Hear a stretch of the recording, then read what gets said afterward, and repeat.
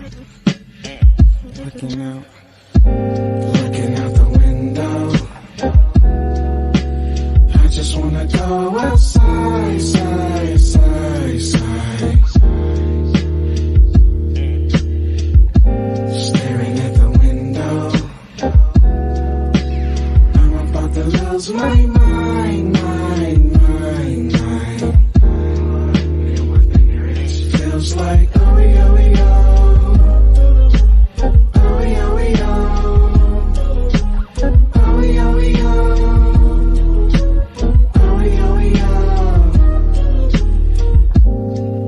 out the window, thinking about my kinfolk, thinking how they been broke, thinking how they sin though. They don't wanna believe that they chosen people, trying to teach them good, but they steady choosing the evil. I've been steady looking out the window of my mind, discerning how the Most High been speeding up the time. They won't listen to scripture, so I put it in my rhymes. Worldly wisdom worth penny, scripture spitting out them dimes. But when your mind can't grasp your real worth, you choose what's bad for you until we'll understand its birth. The earth still giving into the hand of the wicked. My people under curses, they stay spiritually stricken till you repenting. I'm stashing tokens in heaven. You catch my drift. Not talking about 50 cent, man. Not talking about 50 cents. But that goes right over your head while I'm looking out the window. I just wanna go outside, side, side, side. Staring at the window. I'm about to lose my mind, mind, mind, mind. Feels like oh, oh, oh.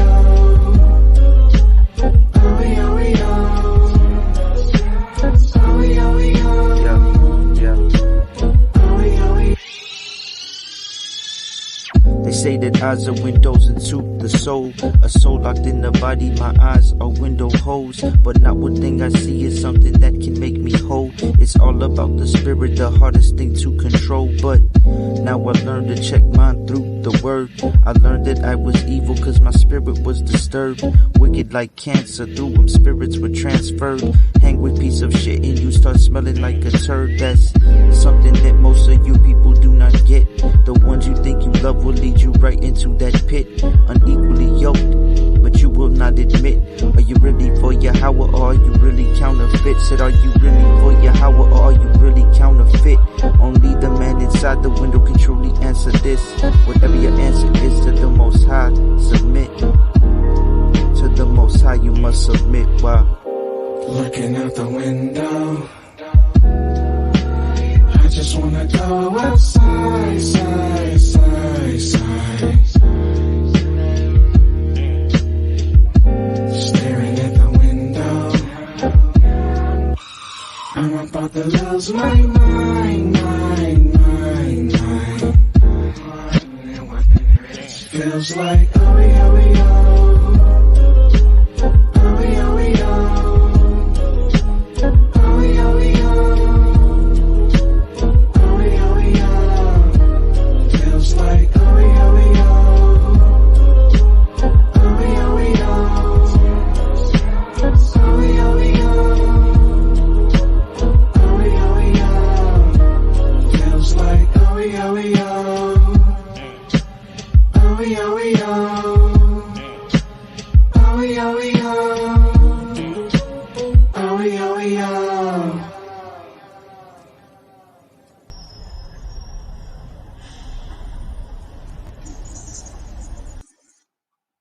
Shalom, shalom, Yasharallah.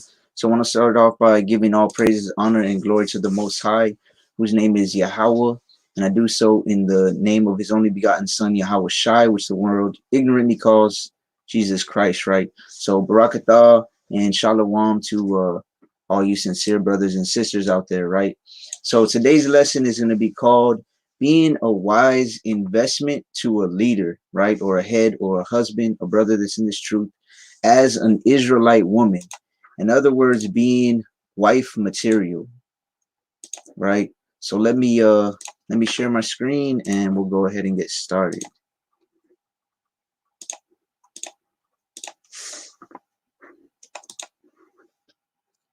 So before we start getting into some verses, um, before we get into the actual lesson, I should say, right, of how a woman can become a wise investment to a brother, I got to say that this is going to be more of a lesson for the sisters, right, as to how to know if you are wife material or the characteristics that are needed according to the word, of course, to be godly wife material, right? AKA a good investment for a real brother in this truth. And that's the key thing, right? For a brother, meaning a man that's actually in this truth that can lead you through these tough times that are going to come real soon and they're already getting here, right? Because I'm sure many of you sisters could just go out, or maybe not even go out, right? Just get on social media and you could get any guy to date you or sleep with you or anything of that nature, right? But a real man of Yahweh Shem Yahweh Shai is going to require more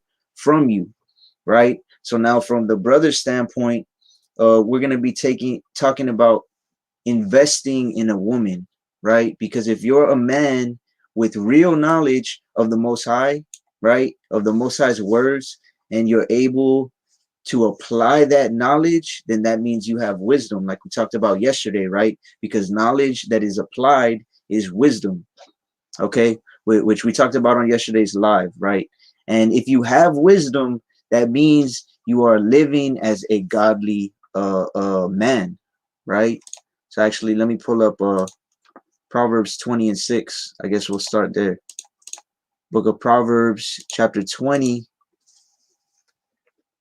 and verse 6.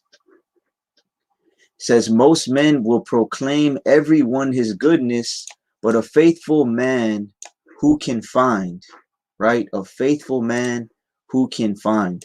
So you need to understand that if you're living as a godly man in these last days, you are more valuable than fine gold, like it says in Isaiah 33 and 6. And as we mentioned in a previous lesson this past week, right, that I did for the brothers titled, I believe it was How to Be a Man More Valuable Than Gold, right? So you brothers need to understand that you being a man that's sincere and valuable in this truth, you are worth more than gold. First of all, we'll start by saying that, right? Because you have something that most men don't have, right? You have wisdom, and in turn, you have favor and love from the Most High, which is more valuable than anything else out here, right? Which, let's go to what is it? Wisdom of Solomon 7 and 28. Let me just make this point and then we'll get into the lesson, right? Wisdom of Solomon 7 and 28. For the Most High loveth none but him that dwelleth with wisdom, right? So as a man that is dwelling with wisdom, you have to be very suspect or very circumspect, very vigilant as to what women you are investing your time and your wisdom into, right? Because you have to realize that there are many evil, wicked, slothful, and Jezebel spirits out here, right? That see this, that see that you are a man living in wisdom. And just like some women in the world are what they call gold diggers, right? And only marry a man for his money, there's going to be women that claim to be in the truth that are going to see the value that you have and want to marry you just for that, right? Which can be a good thing or it can be a bad thing, right? So as I said, your favor and your wisdom is very valuable, right? Because the Most High loves men or women that dwell with wisdom, right? So females are going to want to marry you for it, which can be good or bad. It can be good if a woman is in the spirit of Ephesians 5 and 22, right? Which will actually start with that. So the number one thing, Salakia, the number one thing that sisters should have coming into marriage to be a good investment that you have to have, which even my rib said on the live that me and my rib did not too long ago, maybe a week ago. I asked her, what do you think is the most valuable thing for a woman to be prepared to be in a marriage, right? And she said it was submission. So this is Ephesians 5 and 22. Wives, submit yourselves unto your own husbands as unto Yahweh Bashem Yahushai, or Yahushai is what it's saying, right? So wives, submit yourselves unto your own husbands as unto Yahushai, right? So sisters, the first and most important thing that you need to learn is submission, right? If you cannot submit, then you will not be a good wife, right? No matter how good of a leader a brother is, if you cannot or will not follow him and submit to his leadership, then he cannot leave. He cannot lead, Salakia. So if you're not willing to submit to a brother, right, then it's not going to work out in the sense of, let's put it this way. Right now, let's say you're not married, right? Let's say you're not married. So who would you be submitting to right now at this point in time? You would be submitting to the Most High, right? So in order to practice being ready for the submission to a husband, you need to practice by submitting to the Most High and to his word, right? So this is First Corinthians 11:3. But I would have you know that the head of every man is Hamashiach, and the head of the woman is the man, and the head of Hamashiach is the Most High, is Yahweh, right? So as a woman, if you are not married, you practice your submission, right? You practice your submission to your future husband, Most High willing, by submitting to the word, right? Yahushua is the word. The word comes from the Most High, right? That is how you would practice submitting to the word, right? So investing, you have to understand that it is definitely an investment. Okay, I see the brother Danya Alazan here. So I'll praise the Most High for that. If you could pull up Proverbs 16:16, Baba Kasha. Proverbs 16:16. Right? So you have to understand that investing in you as a wife is something that should be taken very seriously by a man of the Most High, right? Because investing, whether you look at it physically in the world, investing your money, right? Whether it be in the stocks or into cryptocurrency, into gold, into whatever it is, right? Investing is a big deal. Whether you invest time, whether you invest money, whatever you're investing, it shouldn't be taken lightly, right? So this is Proverbs 16:16. How much better is it to get wisdom than gold, and to get understanding rather to be chosen than silver, right? So this is the Most High telling you that wisdom and understanding is better than silver and gold, right? It's better than any type of money. So when a man of the Most High has wisdom, has knowledge, has understanding, if he is really moving in the spirit and he's moving circumspectly and vigilantly and sincerely, he is going to see a wife or a potential wife, a woman that he's courting, as a very serious matter, right? Because if wisdom is worth more than gold, and this man has wisdom, you need to be a wise investment, right? Because this is comparing Proverbs 16:16 is comparing wisdom to gold, right? So let's say I have a bunch of gold here at my house, right? And I'm going to invest it into the stock market. I'm going to invest it into a business or something of that nature, right? If I really have wisdom, I'm not just going to do it just on a whim, right? Okay, someone comes and, hey, you want to invest money in this? All right, let's do it, right? I'm going to look well to my goings, right? So as a sister, you need to know that you have to be a wise investment, because how much better is it to get wisdom than gold? If a man is going to invest his wisdom and knowledge and understanding and his time, right, into you, that's a very serious matter. So investing is actually, it's a long-term thing, right? Most people don't, a lot of people want to invest and get rich quick, right? But that for the majority of people, that does not happen, right? Investing is a long-term thing, just like marriage is a long-term thing, right? Like they say, till death do us part, right? So you have to understand that, especially in this day and age, most women have a short-term mindset, right? They have a very short-term mindset when it comes to social media and when it comes to commitment, right? When it comes to sex, when it comes to money, when it comes to investing, and not just women, right? Men too. But specifically we're talking about women, right? Most women have a short-term mindset, which is why most women will give up their body easily, right? Most women have a very short-term mindset, and social media has a lot to do with that, right? You have instant gratification through social media, whether it be likes and comments and follows and all of these things. A lot of people want instant gratification, right? But like I said, investing is a long-term thing, and so is marriage. So brother, if you could pull up Sirach 7 and 26. Sirach 7 and 26. Let me unshare my screen.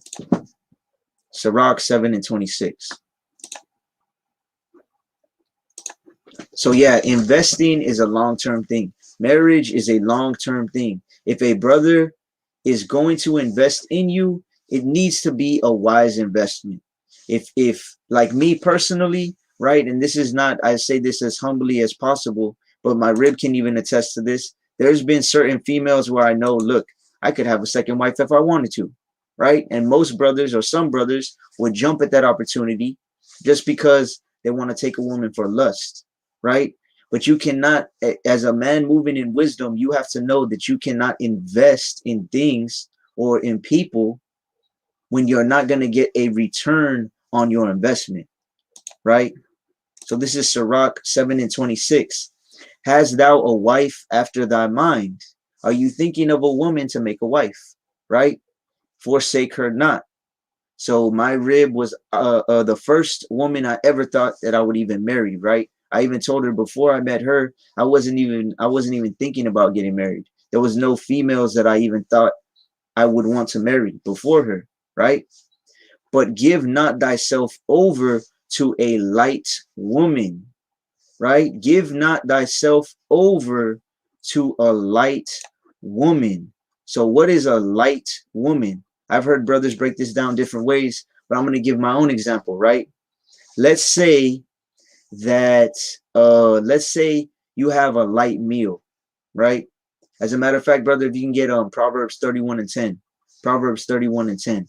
Let's say you have a light meal, right?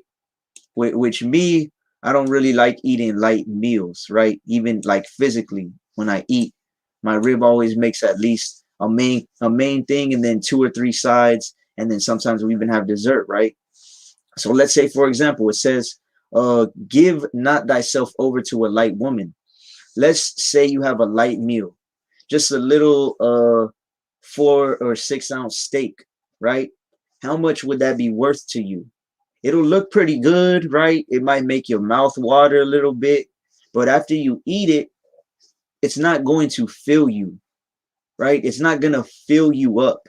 So when it says give not yourself to a light woman, that light woman could be, let's say that lightness is her looks, right? Because like I said, let's say you have a little 4 or 6 ounce steak and you're hungry, right? It'll look good, it'll make your mouth water, like like some females literally do to lustful brothers, right?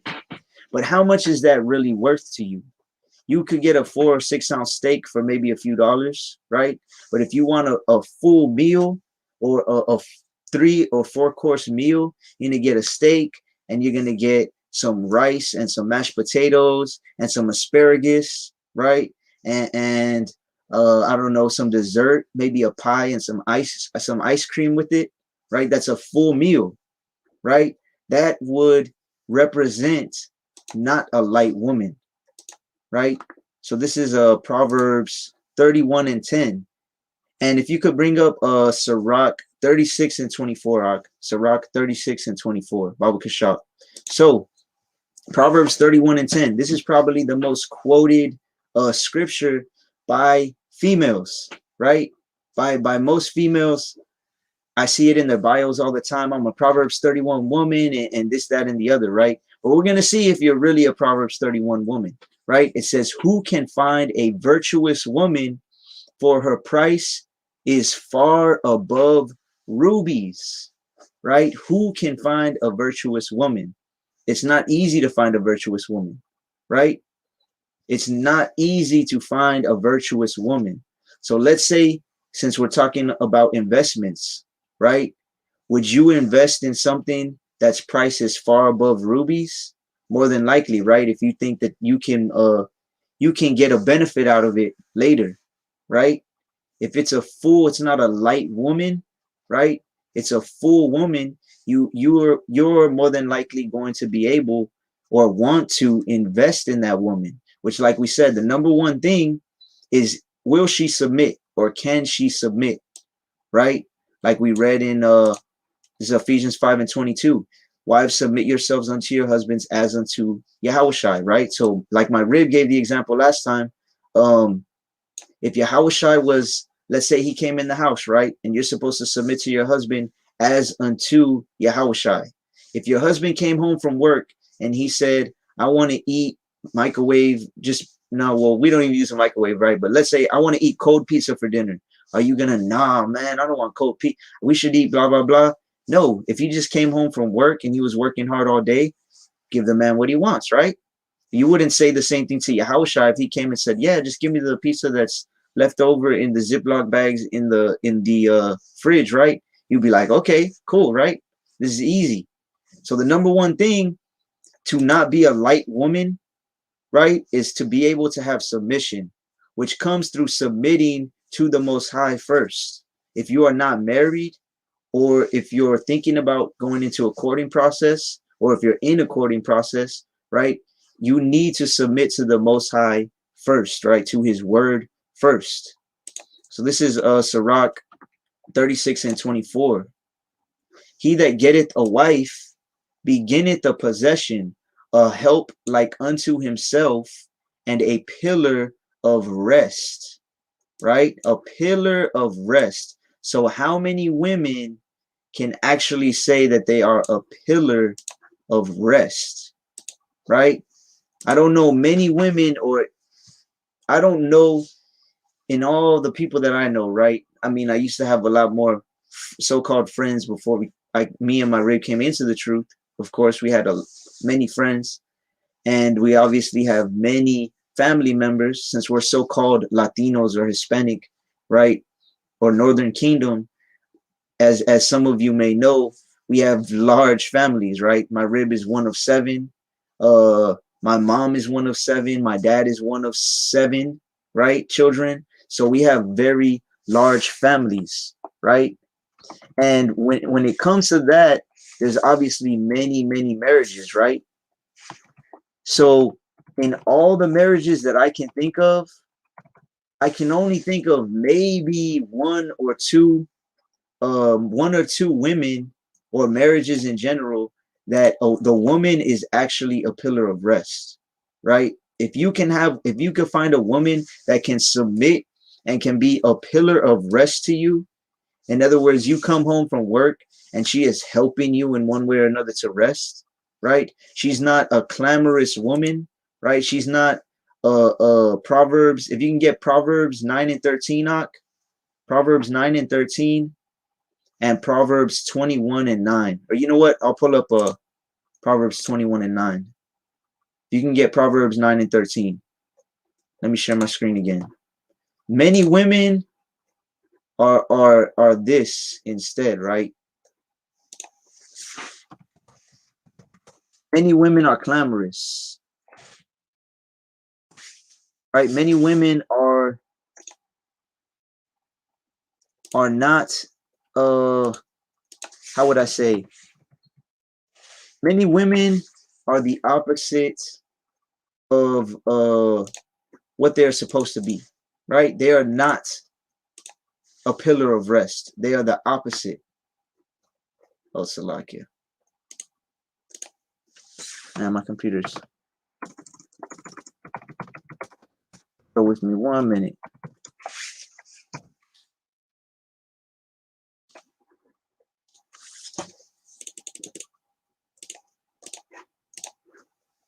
So this is Proverbs 9 and 13. A foolish woman is clamorous. She is simple and knoweth nothing, right? A foolish woman is not the type of woman you want as a wife, right? And a foolish woman is what? She is clamorous, right? She's clamorous, okay? That means clamorous means loud. Clamorous means always talking, right? Let me get actually 20, I think it's 25 and 24. Con. So this is Proverbs 25 and 24. It is better to dwell in the corner of a housetop than with a brawling woman in a wide house. Right? I have one or two family members that I could think of right off the top of my head that the men are doing pretty well off financially, right? But and they have pretty wide houses, pretty big houses, right? But guess what? They have brawling women, right? They have clamorous women, and because of that, they're not happy. Because of that, they got white hair at a very early age because of all the stress, right? It's like a brother, I believe it was yesterday, posted a, oh no, it was today actually, posted a video that was saying basically how men, a lot of men, Israelite men in general, right, so-called African American or Hispanic men, die of stress a lot more than women do, right? And one of the main reasons why is because we live with brawling women, right? We live with very clamorous women. Uh, uh, many women are not this, right? Where is it? Sirach 36 and 24. He that getteth a wife beginneth the possession, a help like unto himself. A woman is supposed to be a help meet, right? A woman is supposed, if you could pull that verse up back in Genesis, Baba Kasha, that a woman is a help meet, a help like unto himself, and a pillar of rest. So a man will be willing to invest in a woman, or should be willing to invest in a woman, if she can be obedient, right? If she can be a pillar of rest, if she is not a light woman, right? So going off the example that I gave, the sister, who's that? Jolene Castro, I'm hungry now. Khan. So going off of the example that I gave, right? The example that I gave, going along with Sirach. Let me pull it up again.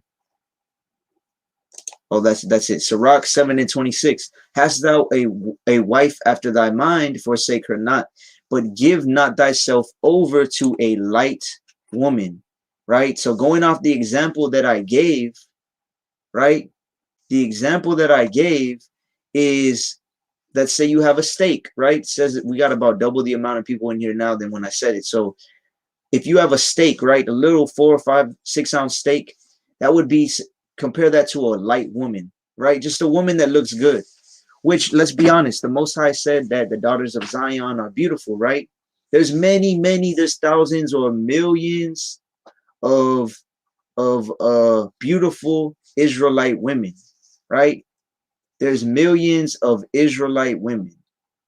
So any man can actually just go and get a beautiful Israelite woman, right? That's an easy thing to do. I've seen brothers do it that are in camps, that are not in camps, that are in the truth, that are out of the truth. And most of them aren't a full course meal, so to speak, right? So let's say that that woman was just a steak, and then she can submit to you, right? That's one of the sides that comes with it. And then she is a pillar of rest, right? That's another thing. You're completing, making a more full woman, right? Which, going back to the investment, you're going to want to make an investment, which investing your time and your knowledge and your wisdom and even your money, right? Because like my rib, for example, I mean, I've bought in her things that can benefit her and my house. Like, say, a good example would be a sewing machine, right? Fringes, um, cloth, so she can make skirts and things of that nature, right? That is an investment into her. And guess what? We benefited out of that greatly because now with that sewing machine, she learned how to fringe all of our clothes, right? Me and four of our children's clothes, right? And she's even fringed other people's family members and stuff like that's clothes as well. So this, when you're starting to get all these other qualities, right, you become a more full woman, right? So you're taking away from the investment if you are this, if you are a foolish and clamorous woman, right? If you're simple, if you're living without knowledge, right?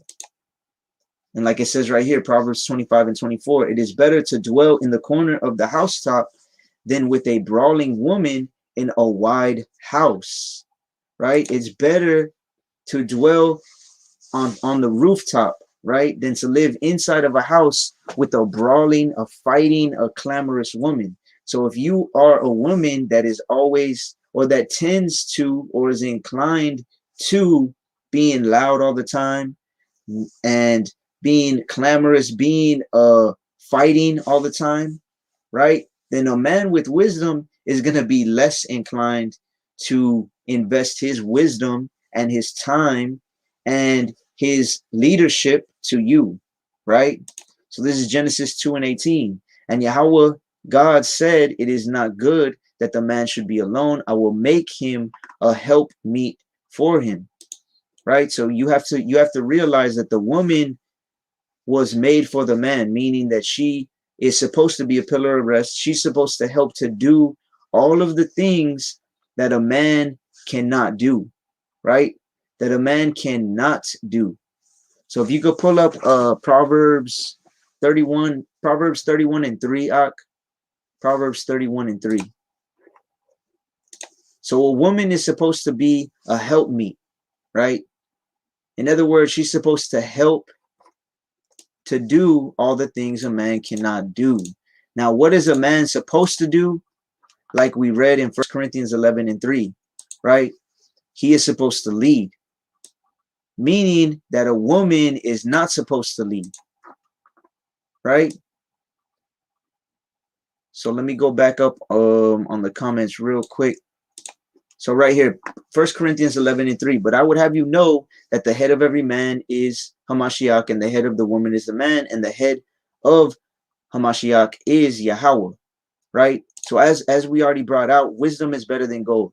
If you want a man to invest his gold, his wisdom into you, right? Or if you're a brother and you're thinking about investing your wisdom into a woman, right? Then you need to understand that some women are going to try and they're going to see the value that you have, and they have that Jezebel spirit on them, right? And they're going to try and get you to go against this right here. This is Proverbs 31 and 3. Give not thy strength unto women, nor thy ways to that which destroyeth kings, right? If you read the stories about Jezebel, which I won't get into just because trying to keep this as a short lesson. I got a lot of work tomorrow and I don't want it to be 3 hours or 4 hours like some of the lives have been. But if you look into Jezebel, right, and the characteristics that she had, she was a very controlling and manipulative woman, right? She wanted control, and she got control, right? Through her looks, through her lasciviousness. There's women like this as well that claim to be in the truth, right? So we have to make sure that we are not giving our strength to women, right? Nor thy ways to that which destroyeth kings, because we are supposed to be the kings of the earth, and we cannot give our strength, which is our leadership, right? Our wisdom, even our time, to women that are not going to profit us, right? To women that are going to lead you astray, just like Solomon, right? As a matter of fact, if you could get First Ezra's 4 and 26 through 27, First Ezra's 4, 26 through 27, right? Many men have sinned or have fallen away from the truth because of women, even Solomon, right? So speaking more to the brothers real quick, you have to realize if Solomon, who was the wisest man to ever walk the earth besides Yahushai, if he fell off because of women, right, then we have to be very careful that we are not investing our time and our wisdom and even money, right? And in reality, our lives, because marriage is supposed to be for life, right? So this is First Ezra's 4:26. Yea, many there be that have run out of their wits for women. Many men have gone out of their minds, out of their wits, out of their wisdom for women. Solomon being the prime example, right? But me as well, I've seen brothers that were in the truth and fell away from the truth because of women and become servants for their sakes, right? So if you look at the verses we were just going over, the woman is supposed to be the helpmeet, right? The woman is supposed to be the pillar of rest. In Sirach 36, let me go back up to it. In Sirach 36, it said that she's supposed to be a possession, right?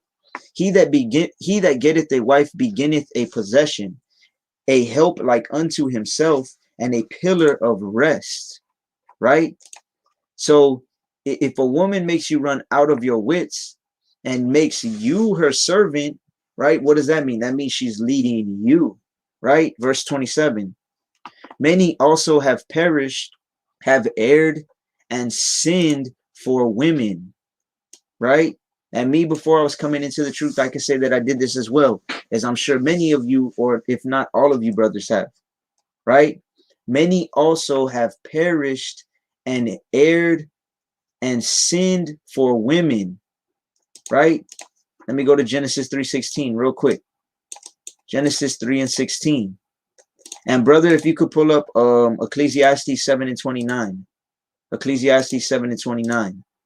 So a woman, if you become a servant to a woman, right? That is the opposite order that Yahweh set up for us, right? So now women, you need to make sure you're not one of these women that is trying to make a man err, right? And sin. You cannot try to make the man become a servant, right? Become your servant, right? You cannot make a man run out of his wits. You cannot try to lead the man. You cannot try to do this, take the strength away from a man. And some sisters, I've even seen them do this more on a subconscious level, right? They try to make their man do something. Like say they try to make the man study. You need to study and you need to this and you need to start teaching me. If the Most High doesn't put the spirit on that brother to do it, he's not going to do it, right? In yesterday we went over First Corinthians, the 7th chapter, and it said that a man that isn't really in the truth can be won over by the woman just by how she acts, by you studying, right? By you still respecting him according to the word, that can pull him into the truth. You trying to lead him and trying to become the head is not going to help anything. That's just going to lead y'all further down the wrong path. So the woman leading is never going to work. So this is Genesis 3:16. I'm going to jump to the second part. It says, thy desire shall be to thy husband, and he shall rule over thee. Okay? Every woman desires for a husband or a real man of Yahweh Shem Yahushai to rule over her in righteousness. In other words, leads her, right? Teaches her, provides for her, right? With scriptures, provides for her financially, right? So that she can be the homekeeper that she's supposed to be, so that she can raise up her children, so that she can build up her house, right? Every woman deep down inside wants this, okay? Whether they admit it or not. And if they don't want this, this is Ecclesiastes 7:29. It says, lo, this only have I found, that the Most High hath made man upright, man or woman upright, but they have sought out many inventions. So as we read there in Genesis 3:16, women were made to want a man to rule over them, to want a husband, right? But now there's many different inventions that man has made, that women have sought out, right? That make them not want to have a man ruling over them, right? If they don't want a man, it's the spirit of feminism, right? Feminism says I don't need a man, right?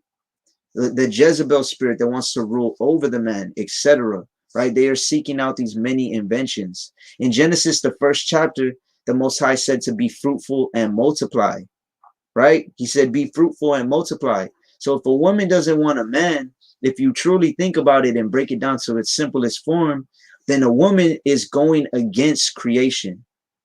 Because if a woman, imagine every woman had that mentality or that spirit, right? Of I don't want a man, I don't need a man.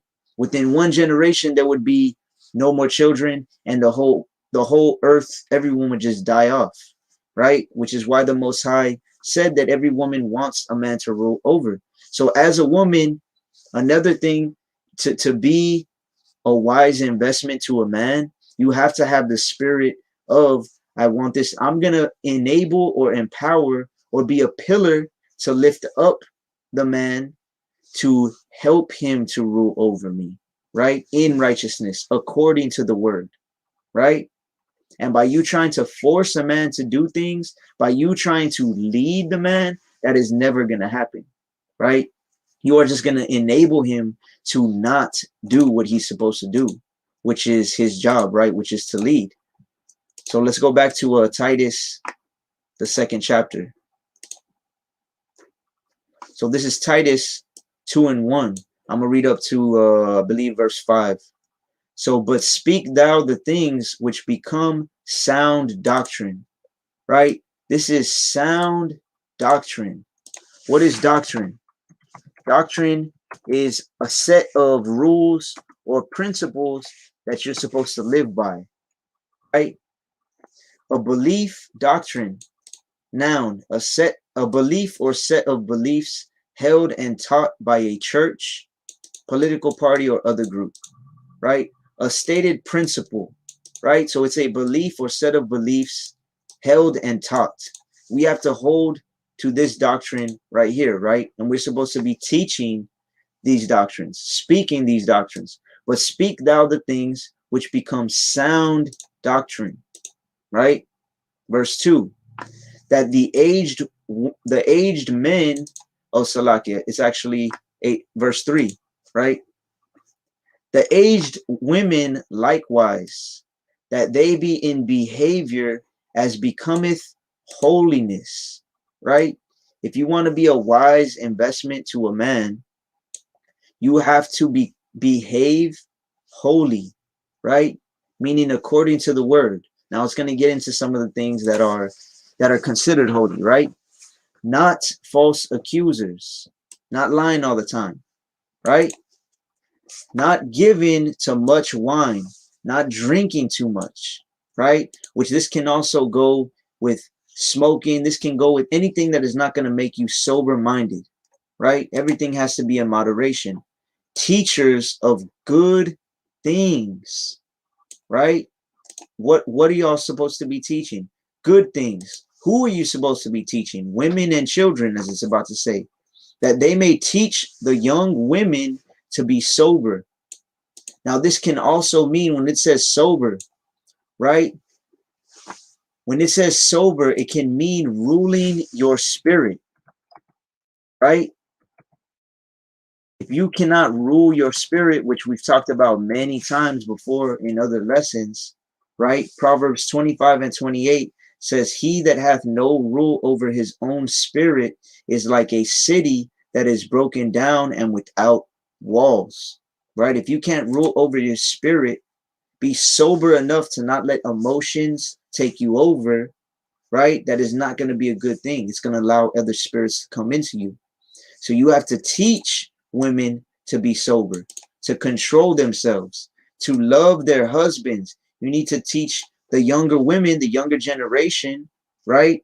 And your children, even if you have daughters, how to treat your husband, right? And in turn, you're also teaching your sons, if you have a son, to the sisters, because he's going to see how you love the husband, his dad, and then he's going to want a woman like that, right? If you're a clamorous woman, if you're always fighting with the husband, right, then he's going to see that as normal, right? Proverbs 22:6 says, train up a child in the way he should go, and when he is older, he will not depart from it, right? So this is why we see certain, and I'm sure we can all attest to it, there, everybody has somebody in their family, right? Everybody has someone in their family that has a dysfunctional um, or role reverse of a marriage, right? Whether it be you, whether it be someone that you know, whether it be your cousins, your aunts, uncles, whatever it is, right? And many times what happens is, however, the whatever type of man the mother marries, right?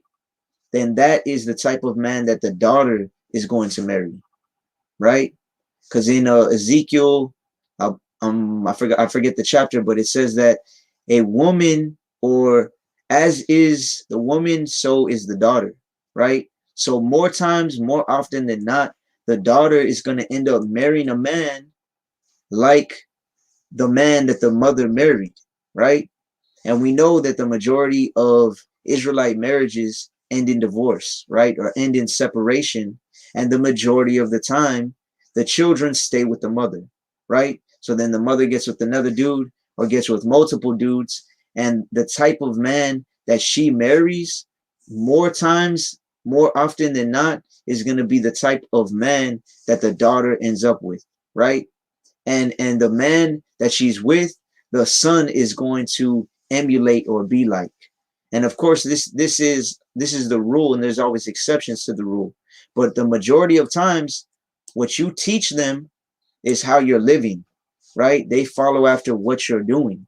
So the younger women are always watching, right? And that's something that you have to take account of. So this is Ezekiel 16:44. Behold, everyone that useth proverbs shall use this proverbs against thee, saying, as is the mother, so is the daughter. Right? As is the mother, so is the daughter. Why? Proverbs 22:6. Train up a child in the way he should go, and when he is old, he will not depart from it. Right? You are training up your children, right? Whether you realize it or not, sisters, right? Which is why it says here that they may teach the young women to be sober. So if you're drinking all the time, if you're smoking all the time, if you're doing pase, doing cocaine all the time, right? Even though you're not telling your children, hey, look, check this out, right? They're still seeing that and they're still learning it from you. If you're being lascivious all the time, right? If you're being vain and always putting on makeups and taking selfies and showing your body and things of that nature, they are learning that, right? So this is also a very important thing when it comes to being a wise investment, right? Because like I said, investments, real investments are long term, right? And real value, when a man sees real value in a woman, like take a worldly man compared to a man that's trying to live godly, right? A man that's living worldly, the only thing he puts value on is looks, right? He'll see a woman and he'll say, man, she looks good. I want that, right? Or I want to hit that, or whatever the case may be, right? That's what he sees as value. But a man of the Most High sees the value of your spirit, right? The value of your capabilities as a wife, right? As a woman, as a mother, possibly as a sister wife, as a pillar of rest to him, right? As a teacher of good things to your children, like it says, right? Real value doesn't equal just your looks. Maybe to a worldly man, right? But to a man of the Most High, it doesn't, right? Now, I'm not going to lie and say your looks have no value whatsoever, right? Because we all know that would be a lie. If a woman dresses, like, doesn't care about the way she looks, and she just, like women like to say, bummy all the time, right? Doesn't fix her hair, doesn't comb her hair, doesn't take showers, doesn't dress nicely, right? A man is going to see that, and that's a reflection of the inner, right? But real value is not just looks. It's the value of your spirit, your capabilities as a woman, like I said, as a mother, as a wife, the things that you bring to the table, right? How you can teach the children, right? So this Titus 2 and 4, one more time. That they may teach the young women to be sober, to love their husbands, and to love their children. If you want to be a wise investment, you have to know how to teach younger women how to be godly as well, right? You have to teach them how to love your husband. And if you're not married, then you should teach them how to love the Most High, which is following the word, right? How to love their children. If you already have children and you're not married, which there's many sisters like that out there right now, right? And you already have children, you need to be loving your children to the best of your ability. You need to be teaching your children to the best of your ability. Because how is a man going to value you or put value on you and want to even have children with you possibly if you don't even take care of your children in the right way, right? If you don't even cook for your children, if you don't give your children attention, if you don't give your children, if you don't invest in your children, right? So another thing, like with my rib, right? My 3-year-old son and my 2-year-old daughter, my other daughters who are older, they and not to make it sound bad or anything like that, but they were vaccinated when they were younger, right? My 2 and 3-year-old are at the level of learning and the level of development right now that my older daughters weren't at that level till they were about 4 or 5 or maybe even 6, right? And I do blame that a lot on vaccinations and things of that nature, right? It slows down children's development if you really look into it. But at the same time, it's because the mother of my 2 older daughters was not developing them, right? She wasn't putting time in, she wasn't investing time in them, right? She wasn't teaching them things, right? Like it says in verse 3, teachers of good things, right? And now my rib is teaching all of my children, of course. But when you compare the way that she is taught my 2 and 3-year-old, like my 3-year-old today was practicing already writing the alphabet, right? His ABCs. He was practicing writing his name. He drew a picture of himself, a face with eyes, with ears, and everything. When my older children weren't at that level until they were about 5 or 6, right? And I attest that to my rib, my current rib, putting that investment into them, right? So when I invest in her, in wisdom, in knowledge and understanding, even money, right, in time, and I know I'm going to benefit out of it, I'm going to get a return on the investment, right? Because she does all these things for my children. She does all these things for me. She's a pillar of rest. She's never disrespectful, right? If I'm hungry, she'll make something to eat. If I come home from work, the house is not going to be all out of order, right? My children are being taught. My children are being fed. My children are always, I know that if I were to leave, like the rare times when I've left to other cities and things of that nature, I know that she is going to take care of them and still be teaching them as I'm not here, right? She's going to keep the house in order, right? So let's keep going. To be discreet. Now, me personally, right, I would put this one up there at the very top, up there with being submissive, up there with being a pillar of rest, right? To be discreet. Sisters nowadays, or not sisters, women nowadays are not discreet for the most part, right? They take pictures of their whole body and put it on Instagram. They take pictures showing their breasts. They take pictures showing their backside first, right? You cannot be one of these sisters and claim to be in the truth, right? But on the other side of it too, sisters won't be discreet when it comes to anything. They put everybody's business out there, right? Which Leviticus 19 and many other verses say that you're not to be a talebearer, right? You have to be discreet, right? Telling people secrets. Even sisters that are married that aren't discreet, right? Putting all their business on Instagram or on Facebook.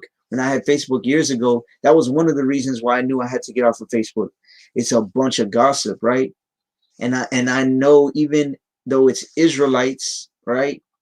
And it's women putting all the business out there. Well, my husband did this and I did that and blah, blah, blah. And I think I was right because, you know what I mean? They're not discreet.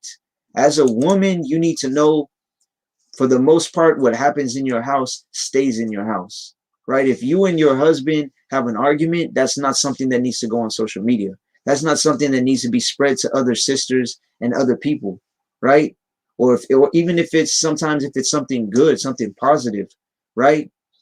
You need to be discreet at all times, right? Chaste or chaste, keepers at home, good, obedient to their own husbands, that the word of Yahweh be not blasphemed, right? A lot of women can't even do this one thing, right? A lot of women can't even keep their home or their apartment, or even if they're living at home with their parents, they can't even be a keeper of their room, right? You go over, and guess what? You go over and their room is trashed. They only got one room in the house and it's completely trashed. They can't even keep their own home, right? Or they say they have an apartment and every room in the apartment is dirty. They got dishes, the whole sink, both sides of the sink is stacked up with dishes, right? There's wrappers and clothes and stuff thrown everywhere, right? They can't even keep their own home, right? Their children are filthy. They haven't been bathed in days. They got food all over their face and stains on their clothes. They got marker all over the walls and the carpet and everything, right? Most sisters can't even do this, or most females, I should say, can't even do this, right? They can't even be keepers at home. Even some single females can't even do this. They don't even have children, right? They're just so lazy that they're just on social media all day. They can't even take care of their homes. They don't even wash their own clothes, right? They have a whole wardrobe of clothes, but it's all dirty, right? So these are things that you have to keep in mind when you're trying to become a wife, right? When you're trying to become a godly woman, right?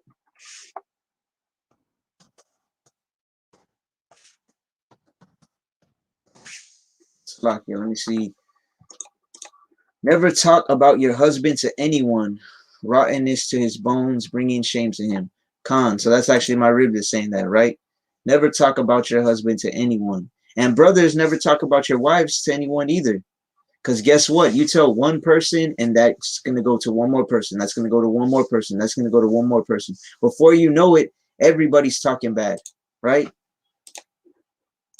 So if you could pull up, let me see. I think it's Sirach 26. I'll just pull it up real quick. Sirach. But you know what? Let me finish this one more time. So to be discreet, right? That's a big one. Chaste or holy.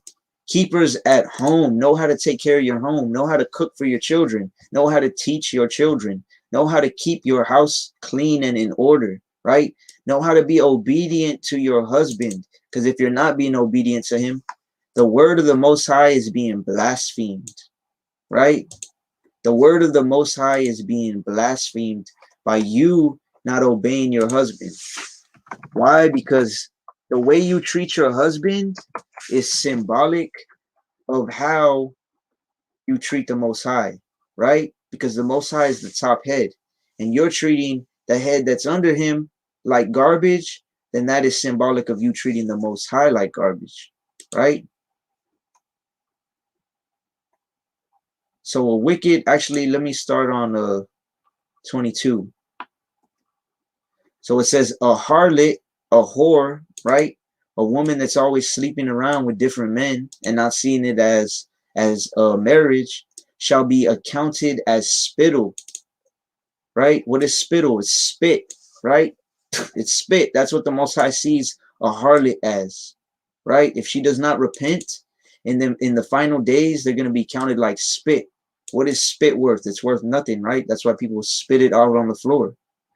But a married woman is a tower against death to her husband, right? A married woman is a tower against death to her husband, We saw in First Ezra, the 4th chapter, how it said, many men have erred and sinned and died, right? Or it says perished for women, right? Why? Because they go and sleep with these harlots, right? That are counted as spittle, right? Because they're not married. But a married woman that is a godly woman, as we're going to see in the next verse, is a tower against death to her husband. Now that husband doesn't have to go out and try and get with these nasty females, with these harlots, right? Because he has a married woman at home. And like many, it may sound cliche, but many people have said this before, sex does not keep a man, right? Sex does not keep a man. Peace keeps a man. When you have a woman that can keep the peace, that you can live with peacefully, that you can be on one mind, on one accord with, right? When you have that, then that is what a man wants to come home to. When he can go home and just be at peace, and he has a meal cooked, and he doesn't have to argue, and he knows his kids are taken care of, right? His kids are being taught good things. That's what is going to keep a man, right? But a married woman is a tower against death to her husband. So another example of that could be, let's say, for example, like when we were first coming into the word, and there was certain times where, like, I remember one specific time we just started keeping Sabbath, and I cooked a whole meal. I made a whole plate. I sat down and stuff. I think my rib was asleep or something like that. My son was just a baby, so she was taking care of him. And she came out and she was like, "What are you doing? It's Sabbath." And I was like, "Oh my gosh!" I was about to eat the meal. Right, it was a whole plate. I just dumped it in the trash. Right, but that's another a smaller example of how she could be a tower of death to her husband. Right, a tower against death, because sin, the wages of sin is death. Right, and she stopped me in times like that. Also with the smoking weed thing, like I talked about many times before, she has stopped me from committing certain sins. Right. Sirach 26 and 23. A wicked woman is given as a portion to a wicked man, but a godly woman is given to him that feareth Yahweh. Right? So if you're a wicked woman, right? If you're a woman that is not a teacher of good things, if you're a woman that can't rule your or can't keep your house, right? You can't teach your children. You can't be modest. You can't be discreet. All of these things. You're clamorous. You can't be peaceful, right? Then you are considered a wicked woman. Okay? And guess what? If you're being a wicked woman, you are going to get given as a portion to a wicked man, right? So there's many, countless sisters that have come to me for counsel, right? That, and it's normally sisters that are new to the truth, and they say, yeah, well, I'm just like, I want to find a head or something to that effect, right? I want to find a husband or this, that, and the other. But you have to understand, and this is what I always tell them, if you're not in order, if you're still a wicked woman and you're looking for a head, you might find one, right? I'm not going to say you're not, but you are going to be given to a wicked man, right? Because like it says in Sirach, the 6th chapter, um, as is a person, or as is one, so is his neighbor, right? Whoever you're always with, you're going to be like them. So a wicked woman, if you're a wicked woman and you're looking for a head, that's a very bad thing. You're setting yourself up for a very wicked marriage, right? Because a wicked woman is given as a portion to a wicked man, but a godly woman is given to him that feareth Yahweh, right? A godly woman, you need to get out of the mindset of I want a husband or I need a husband, and you need to get into the mindset of I need to be a woman that is worth a wise husband investing in, right? Because most women say they want a husband to be covered, right? To be as a matter of fact, let me get that real quick. In Isaiah, there's a couple verses, right? Most women say that they want to be covered by a man, right? Especially in these last days. All these bad things that are happening, right? It's Isaiah 32:2. And a man shall be as a hiding place from the wind, a covert from the tempest, right? A wise man, like it says in Isaiah, the third chapter, is going to be more valuable than gold, right? And a covert from the tempest. He's going to be a cover from all of these wicked things that are going to happen. As rivers of water in a dry place, right? If you're in a dry desert land, a man of the Most High is going to be like rivers of water. You're going to need rivers of water or you're not going to make it in a dry place, right? As the shadow of a great rock in a weary land. So that's why most women come into the truth and automatically, man, I want a head, right?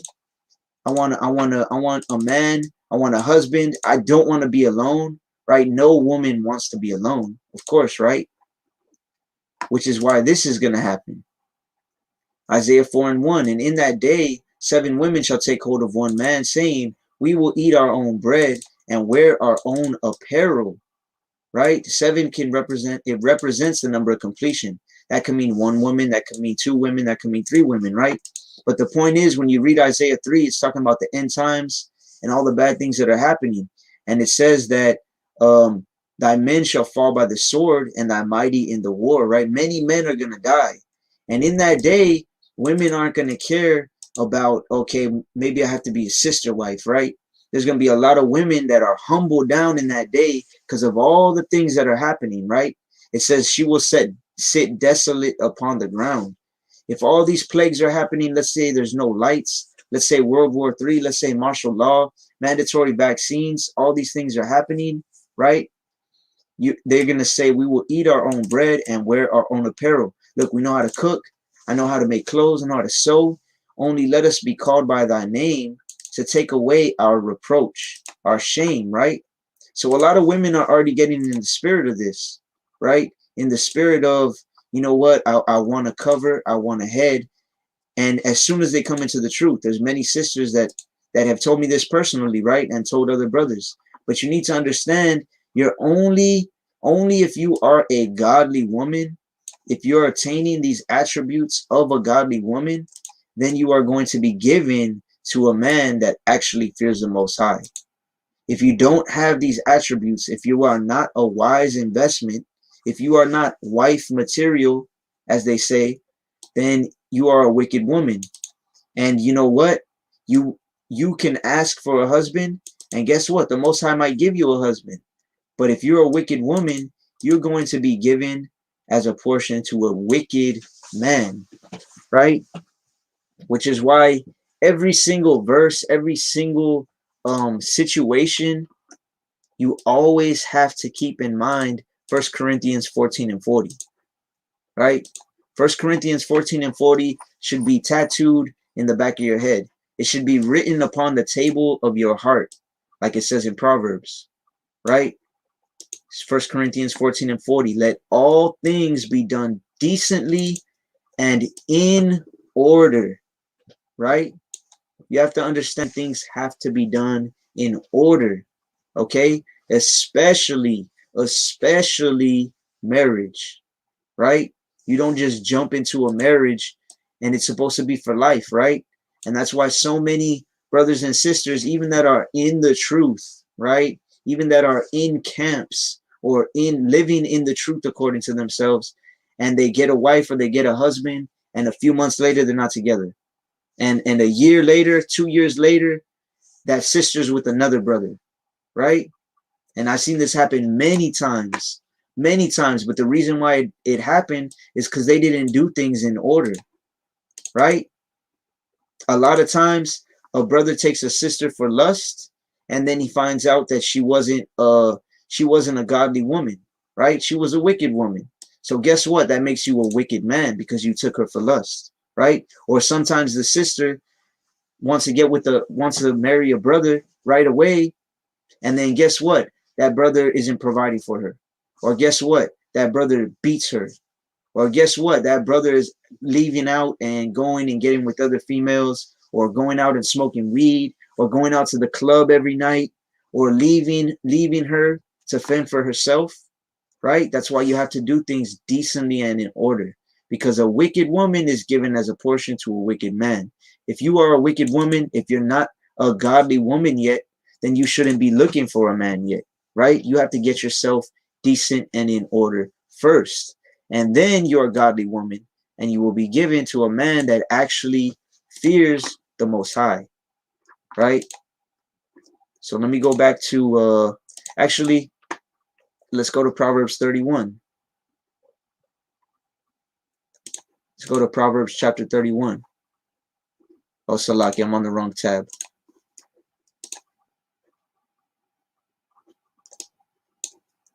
Book of Proverbs chapter 31. Let's see what a Proverbs 31 woman actually is, right? Because almost every sister, right, says that they're a Proverbs 31 woman, right?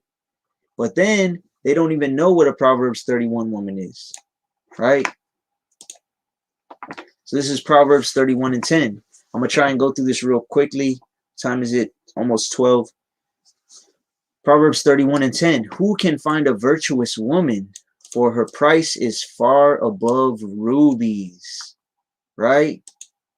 Now, going back to the example that I gave at the beginning, would you consider just a woman that looks good, right? That looks good on Instagram or on social media, or you can take her out and she looks good. Would you say that's far above rubies? A lot of worldly men would, right? But a man of the Most High wouldn't.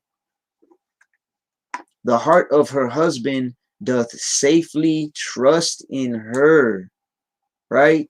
The heart of her husband the mind of a husband can trust in her, right? The only other serious relationship that I had, well, me personally, in my whole life, right? I've only had 3 relationships that I guess you could say were serious, right? And the longest one, besides with my rib, right, was with my previous, well, with the mother of my 2 oldest daughters, right? And I can tell you that I never safely trusted in her, right? When I was dating her at the time, I was really involved in MMA. So I would either be leaving to go fight, or I would be going with teammates to go fight.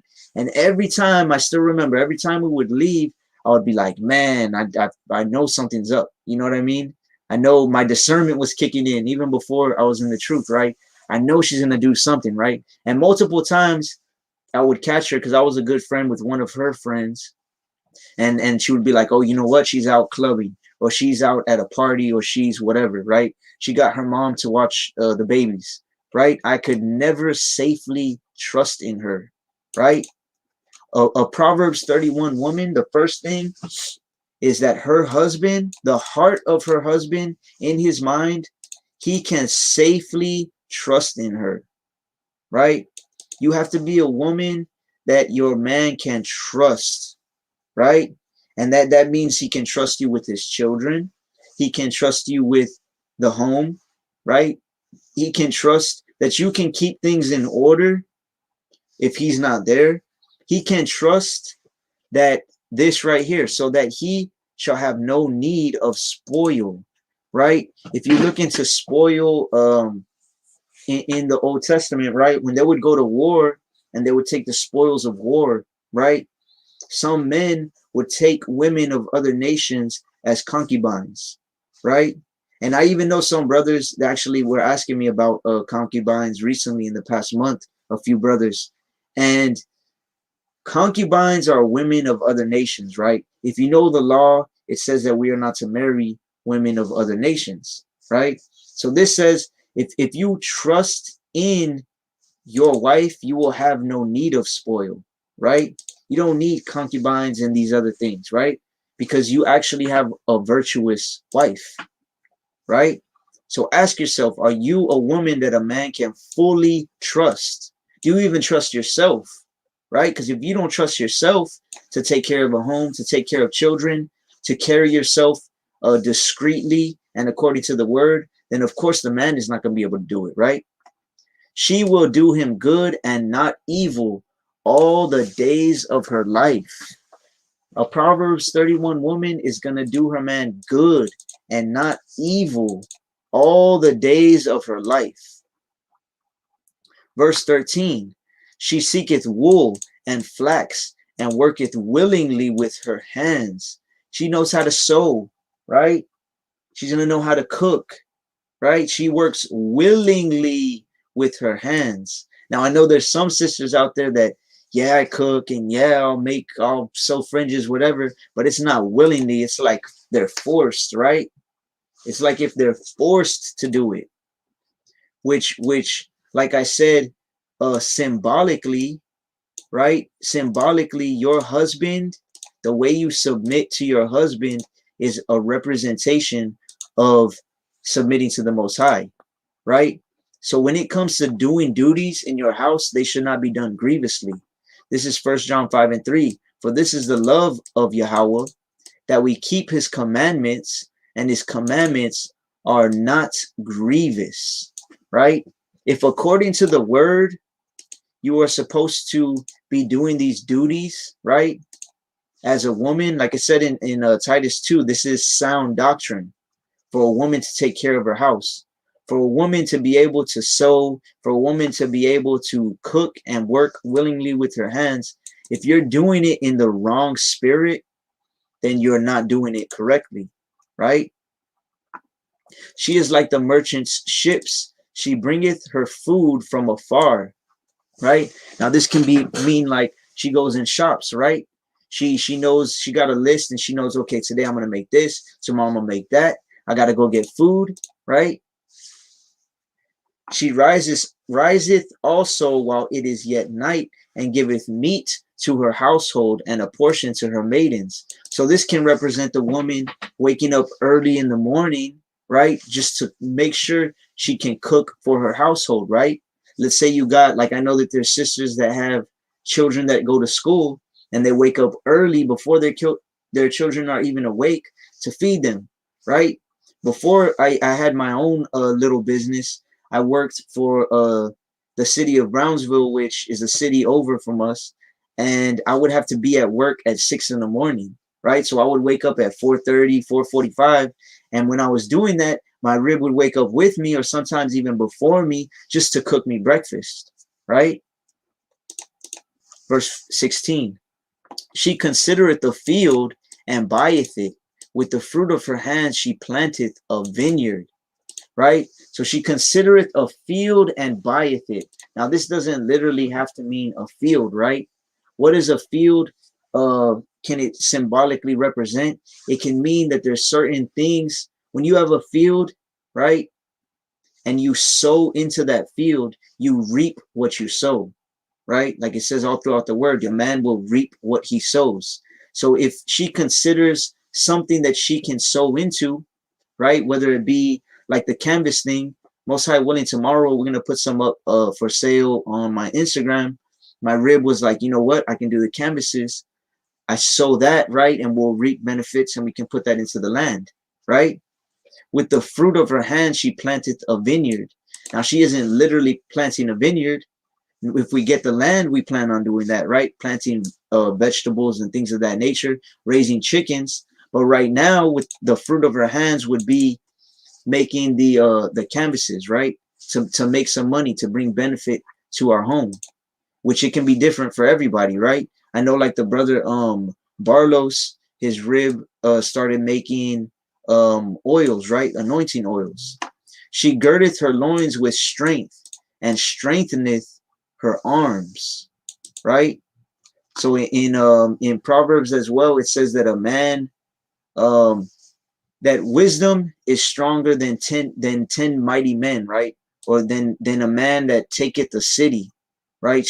Wisdom makes you stronger. So a woman is going to get wisdom and is going to be strengthened by it, right? And that can come from her head teaching her as well. She perceiveth that her merchandise is good.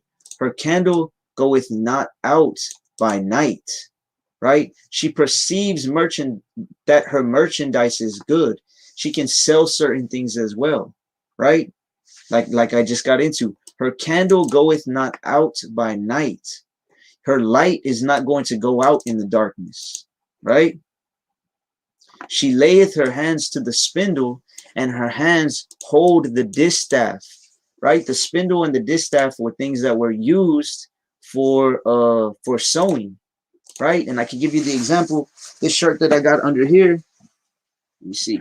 You can see the fringes and the ribbon, right? My rib sewed this. All of our clothes have been made by my rib, right? She has put fringes on them or cut fringes into them, right? And that's another wise investment. Let me grab this real quick.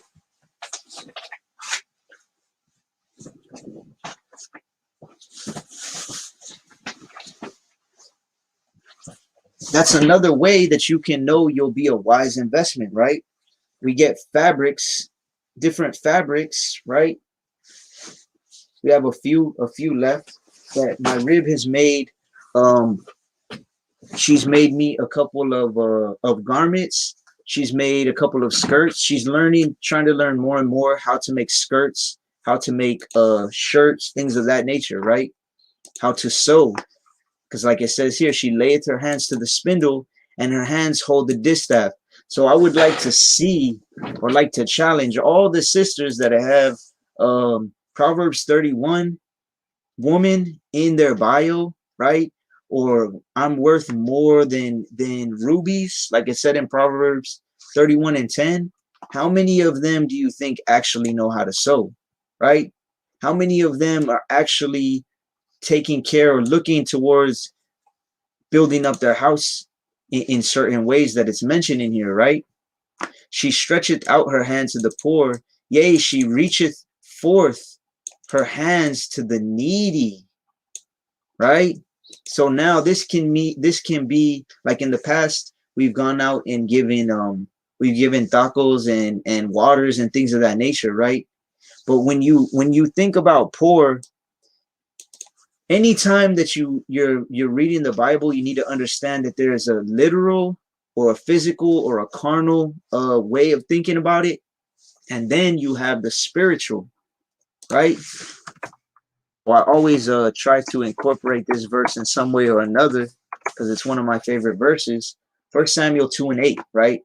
He raiseth up the poor out of the dust and lifteth up the beggar from the dunghill, to set them among the princes and to make them inherit the throne of glory, right? So it's saying the Most High raises up poor people, right? And beggars, right?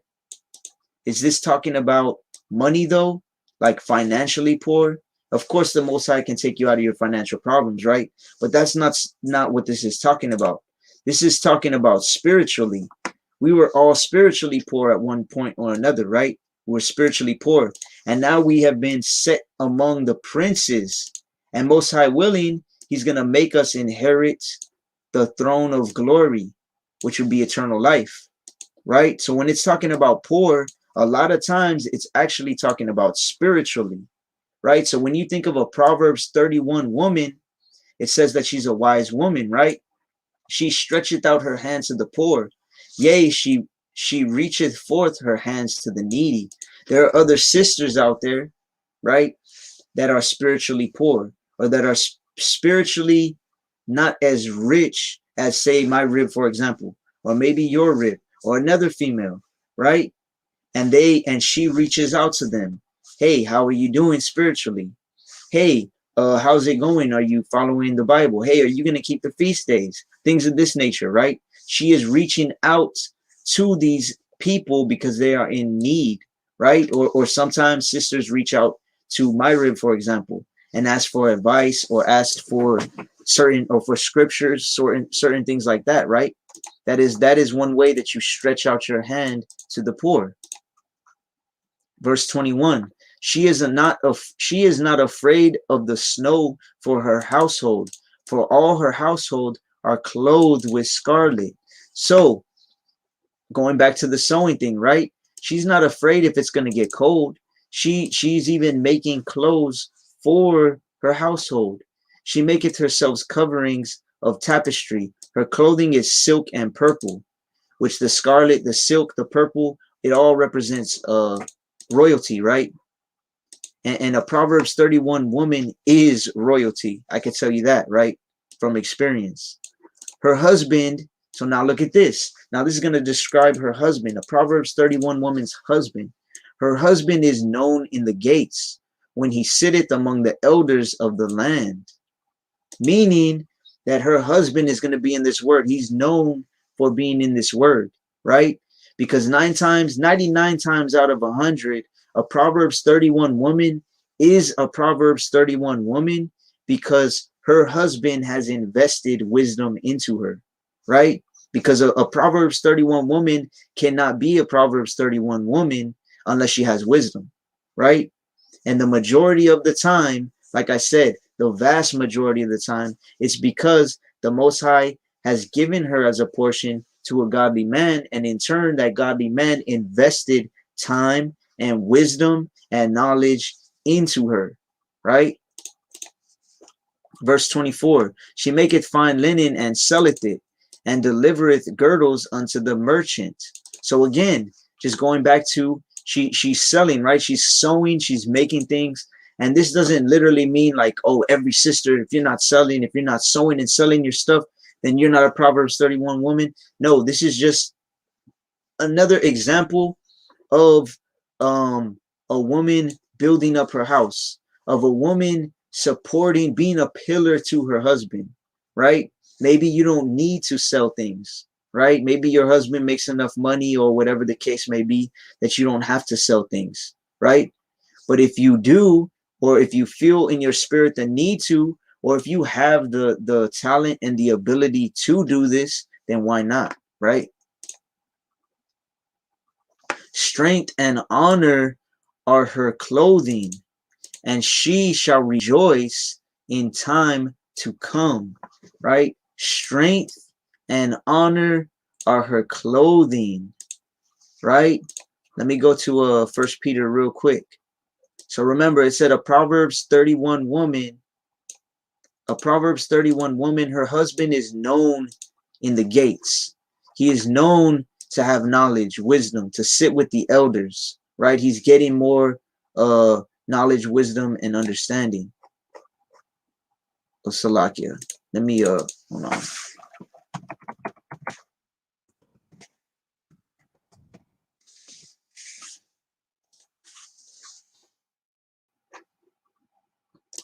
Salakia. It's 3 and 7.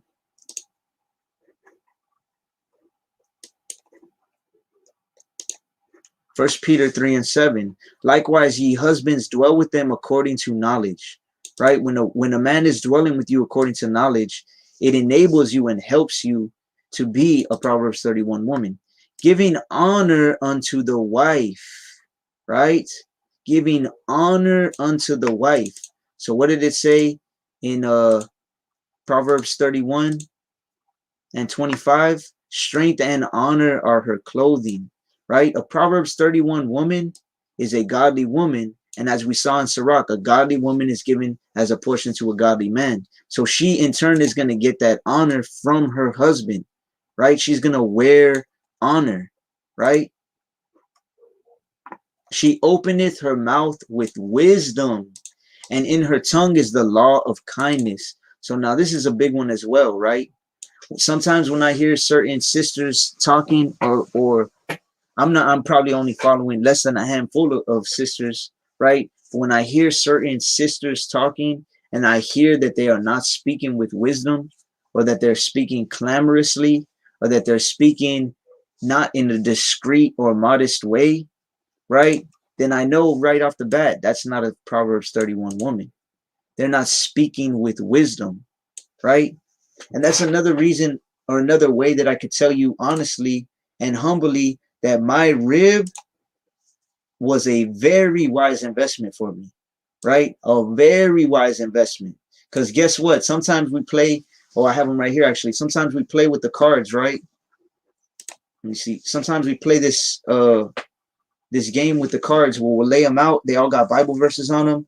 And hey, man, sometimes my memory isn't perfect. Sometimes she'll beat me, right? She knows more precepts than me. There's about 200, a little over 200 verses on these cards, right? And I guarantee you if we go through all of them, she isn't going to miss more than 20 to 30 of them, right? She's got more than 150 of these down memorized. And sometimes she'll beat me.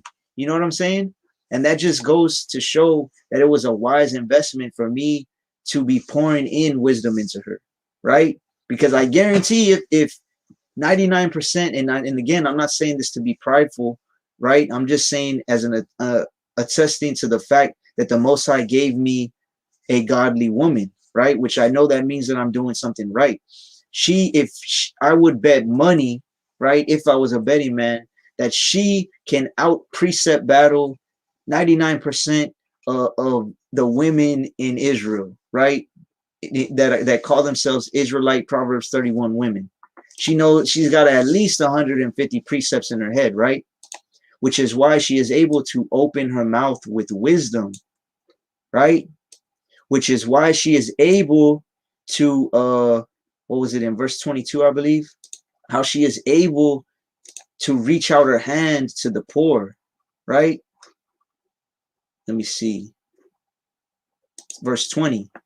She stretcheth out her hand to the poor, yea, she reacheth forth her hands to the needy. When some sisters are feeling spiritually poor, or even my daughters, right? And then she comes in and she has that mouth of wisdom, right? She's able to give them and make them feel more rich in their spirit, right? And I've heard sisters say this too, like your wife has a beautiful spirit, right? Or your wife said this or that, and it made me feel better, right? Or I just like being around her because her spirit makes me feel better. You know what I mean? And a big part of that is because she opens her mouth with wisdom, right? I can't remember the last time I've heard her say something that was stupid, say something that was like not according to wisdom, not according to the word, right? And in her tongue is the law of kindness. You need to have a woman that is kind, right? That comes with that modest spirit, right? Verse 27, she looketh well to the ways of her household. Again, going back to what it said in Titus, she looks well to the ways of her household. Looking well to the ways of your household is taking care of your children, taking care of yourself, taking care of your house, right? Making sure things are in order, making sure things are clean, making sure you're cooking, making sure that you're teaching your children how to cook, things of that nature, right? Making sure that your husband is good, making sure that he has his clothes for work the next day, things of that nature, right? And some females even that claim to be in the truth, when I've done a lesson like this before, and they say, man, you make it seem like a woman is a slave and she has to do all this, and the man is above her and things of that nature, right? But if y'all were on the live yesterday, right? If you were on the live yesterday, we went over the operations of the body, right? The body has many members. I'm one of the members. Let's say I'm a finger, and then the brother Danya Allah is a hand, right? And then the brother who else is on here? Well, this says Eb Israel. I believe that's a sister, right? Let's say she's an eye, and then the brother Jomar is a foot, right? We all have different operations as members, right? We all have different duties. And remember, it's said that the ones that would seem uncomely, right? They are actually more honorable. So I can honestly say that my rib, for example, all the things that she does, right? All the things that she does, I can give her great honor for that, because me personally, and as a man, right, we all have different duties. Me personally, I couldn't deal with 4 kids all day, every day. And that's just me, right? I would rather be out working. I would rather be out cutting yards, cutting trees, planting stuff, right, than be all day at home dealing with a bunch of children, having to teach them, having to correct them, having to help them do their school, right? Having to keep them, make sure they're in order, not going crazy, having to feed them, having to clean up after them, right? So I could say that's a very honorable thing, right? For a woman that can look well to the ways of her household, that's a beautiful thing. And eateth not the bread of idleness. A Proverbs 31 woman, right, does not eat the bread of idleness. What is idle? It means you're not doing anything, right? If you claim to be a Proverbs 31 woman, or if you want to be a Proverbs 31 woman, let me put it this way. If you want to be a Proverbs 31 woman, you cannot eat the bread of idleness. Now, what is the bread of idleness, Ak? Is that like a bad bread you're not supposed to eat? No, idle means you're not doing nothing. If you're on Instagram all day, you are eating the bread of idleness. If you're on Facebook and what are the other ones? Snapchat and TikTok and all these other things all day, you are eating the bread of idleness. If you're watching Netflix all day, you are eating the bread of idleness. If you're just laying around doing nothing, not cooking for your children, not teaching them, not learning new skills, right? That's another thing. Talking about investments into sisters, like that's one of the main reasons that we are going to get this land, most high willing, in the next month, right? Because I want my rib and my children and myself, and very good chance that even my pops, my dad, is going to move on the land, right? And he's just coming into the truth, just starting to keep Sabbath, things of that nature. All praise to the Most High. We want to learn how to grow our own food, right?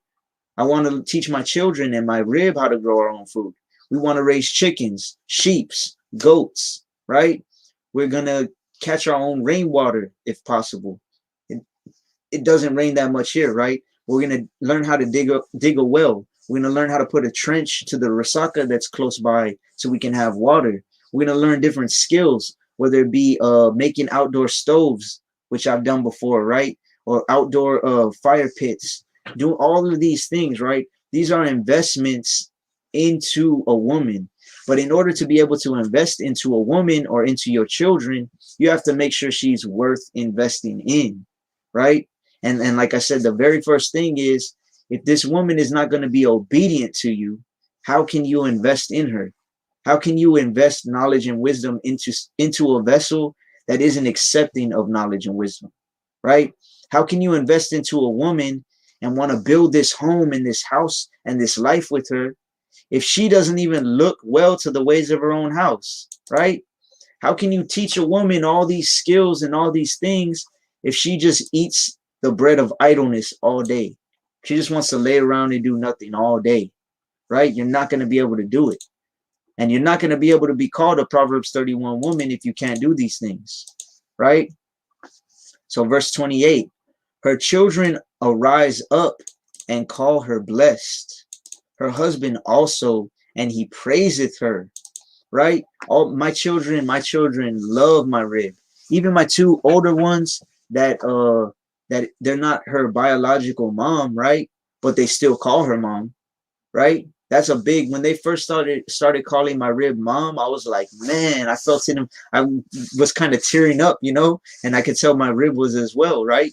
Especially my oldest daughter. My oldest daughter has become very fond of her, right? She's very blessed, but it's because they see that the older they get, the more they see that, hey, she's the one here that's really teaching me things. She's the one here that's keeping the house in order. She's the one that's been here for me for years, right? Her husband also, me as well, using my rib as an example. I praise it her in the sense that I'll say, man, I don't know any other woman, me personally, right? A brother may be on here and have a rib like that, but I don't know any other woman personally that is a better wife when it comes to the Bible. Like, she does her duties. She doesn't complain. She doesn't have a bad attitude or spirit. She doesn't want to be going out and doing all this crazy stuff. She's content with being home and just following the word and getting more knowledge, wisdom, and understanding, right? So that's why I can humbly and honestly say that she was a very good investment, and all praise to the Most High for that, right? So many daughters have done virtuously, but thou excellest them all, right? So there's a lot of women that are trying to live virtuously, right? They're trying to keep the laws and statutes and commandments. They keep the Sabbath, right? They honor their parents, things like this. But when you have a woman, right, that rules over her household, instead of the man, and I don't mean like instead. Instead can also mean like when someone's not there and you're in his stead, right? Like say there's a horse that's in his stead and it's out and another horse is in its stead. If I'm not here, I trust in my rib that she will be a virtuous Proverbs 31 woman, and she can fill in and she can take care of everything that needs to be taken care of, right? So it's saying thou excellest them all. A woman, a Proverbs 31 woman that can do all these things, right, excels all those other type of women. Proverbs 31 and 30. Favor is deceitful and beauty is vain, but a woman that feareth Yahweh, she shall be praised, right? So going back to what I was saying earlier, right? Let me just give the example one more time. It says beauty is vain. If you look up vain in the Hebrew, it means empty, worthless, worldly, right? My favorite one is breathly, right? Breathly, like it's nothing, right? It's there and it's gone, right? Real value is not from vain, it's not from vanity. It's from a woman that fears the Most High. When you have a woman that fears the Most High, she really fears him. She knows, look, in Ephesians 5, it says, I have to obey my husband as I would obey Yahushua, right? Having that fear going forward, she is going to know, okay, I got to do these duties. Proverbs 31 says I need to do this. I need to do that. So I'm going to do that, right? Beauty is vain, but a woman that feareth Yahweh, she shall be praised. So sisters, right, and brothers, you need to know real value is not from just your looks, right? It's the value of your spirit, the value of your capabilities as a woman, as a wife, as a helpmeet, right?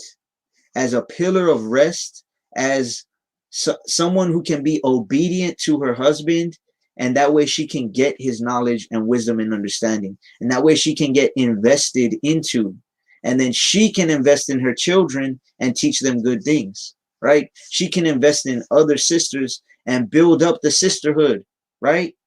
Real value does not just equal your looks, right? So with that, let me look at the comments real quick. Eb Israel, Shalom, brother. Where can I get those cards? Did y'all make them or was they bought? So yeah, we made them actually. It's just flashcards. We picked out verses that we wanted to memorize, right? And we put them on some flashcards. I believe we got like 207, 208, something like that, 208, something like that. Halak Chakma War, Shalom, brother. I believe it was you that that donated the other night. I really appreciate that. All praise to the Most High for that. I pray that you receive double in some way or another, right? Danya Allah, stagnant. So I believe that you're saying that for the idle, right? The idleness. That's another word for it, right? Idle, being idle. Let me go back to it. 27, 31 and 27. She looketh well to the ways of her household and eateth not the bread of idleness, right? She's not just sitting around doing nothing. She's not just on her phone or watching TV all day, right? She's not just over here Snapchatting all day. That is being stagnant, like the brother said, right? Sri Asharala, like, yeah, that's actually my rib. Israel index card sis, Khan, we made them. Okay, Khan. So yeah, that's what we did. Danya Allah. Does that KJV Bible with the Strong's Concordance you have the same ones as the Blue Letter Bible? So it's slightly different. But that Bible is from like 1945. So I doubt you'd be able to find one, the exact same one. You know what I'm saying? But with that, if there's no other questions, I guess I'll end it there. So let me just say, I'm gonna go back to the top of the comments, right? I'm gonna go back to the top of the comments. Most men will proclaim everyone his own goodness, but a faithful man who can find. If you're a faithful man, if you're dwelling in wisdom, right? If you're able to lead a woman, make sure that you do not take a light woman as a rib. And if you're a woman that is looking for a head, you need to make sure that you are first a godly woman, right? Because if you are not a godly woman, you are going to be given as a portion to an ungodly man, right? As we read, you do not want to be given as a portion to an ungodly man. I'm telling you, I've seen so many sisters fall into this, and many sisters that I've personally given advice to, given counseling to, right? I've given counsel to them, and I told them, look, don't be hasty. And they're like, well, I just don't want to be alone. Well, I know that, but you need to build yourself up in the spirit first, right? They don't listen and they fall into wickedness, right? And guess what? It happens to brothers too as well. They end up with wicked women. I've seen brothers that were in the truth. They seemed like they were going to be strong brothers in the truth. But guess what? They got a wicked woman, right? And I'm going through the comments here. Malak Kanawath posted this. This is Sirach 25 and 13. Give me any plague but the plague of the heart, and any wickedness but the wickedness of a woman, right? For you brothers, don't just take in any sister as your rib. I know you don't want to be alone either, right? The brothers and sisters don't want to be alone. That's why the Most High said it is not good that man be alone. I will make him a help meet, right? But you do not want a wicked woman, right? This is Solomon saying, give me any wickedness but the wickedness of a woman. I'll take any wickedness. I would rather have a wicked friend, right? That I might have to end up discerning he's a wicked friend. Maybe he does me dirty and I got to get rid of him. I would rather have that than a wicked woman, because you're going to be stuck with this wicked woman, living in the house with the wicked woman, right? That's even worse. And this wicked woman might cause you to do this. Many have also perished, have erred and sinned for women, right? You do not want to get a woman that makes you sin, right? Like we brought out in many lessons, be ye angry and sin not. A lot of these wicked women will get you to sin by getting you angry, and then you say or do something that you shouldn't have done, right? There's a lot of women that cause that, right? So let me go back down. So to the brothers, be very circumspect of who you are going to invest in, right? Remember, your wisdom, you living in wisdom, that is the most valuable thing that you can have out here, right? So if you have the capability of being a leader, make sure you're looking wise to your goings, right? You are testing the sister's spirit and you're seeing if she's truly wife material, right? And then sisters, on the other hand, try the spirits of men, right? Because every man will proclaim his godliness. When a man really wants you as a wife, he'll say or do anything to get you as a wife, right? You need to make sure, and that goes back to the lesson that I did on trying the spirit, on courting, and on friends and things of that nature. If you haven't seen it, I would recommend that. But also, you need to make sure that you are able to be a wise investment, and that you are a Proverbs 31 woman, which is more valuable than rubies, right? Because if you're not a wise investment and a brother invests into you, he's going to find out that that investment was worth nothing, right? Which goes back to like the parable where Yahushua gave them the coins, right? Or the master gave them the coins. And then the wise ones, what did they do? They went in and used these coins and invested them, and they got gain out of it, right? That's how brothers need to see sisters. If I put my money, which can be wisdom, which can be literally money, which can be a time, into sisters, right? Are you going to get an increase on that investment, right? Or are they just gonna hold on to it like the unwise servant? He just held on to it and he didn't get nothing out of it, right?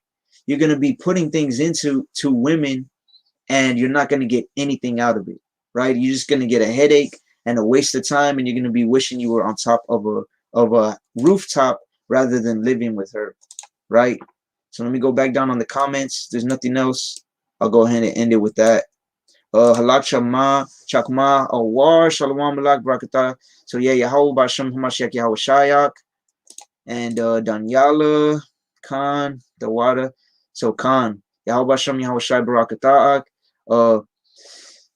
Barakatah and Shalom to all you sincere brothers and sisters. Like I said before, don't let your loneliness, whether you're a brother or a sister, end up leading you into the wrong marriage, right? You do not want to end up in the wrong marriage. We're in the end times, and if you're going to follow the word, whoever you get with is going to be or should be the last person that you marry, right? Maybe it's the first, but it should be the last for sure, right? So you need to make sure you're making the correct decision when it comes to marriage, right? Again, brothers, make sure she's a wise investment, and sisters, make sure that you are becoming a Proverbs 31, a Titus 2 woman, and you are a wise woman that can be invested into, right? And last thing I'll say is, if you have not been baptized, or if you believe in baptism and you need to get baptized, either hit me up, hit up the brother Azariah, Hawayala. We have multiple brothers all around the country if you need to get baptized, right? So with that, I'll say all praise to the Most High, Yahweh, Bashem Yahweh Shai, Shalom, and Barakatah to all you sincere brothers and sisters out there.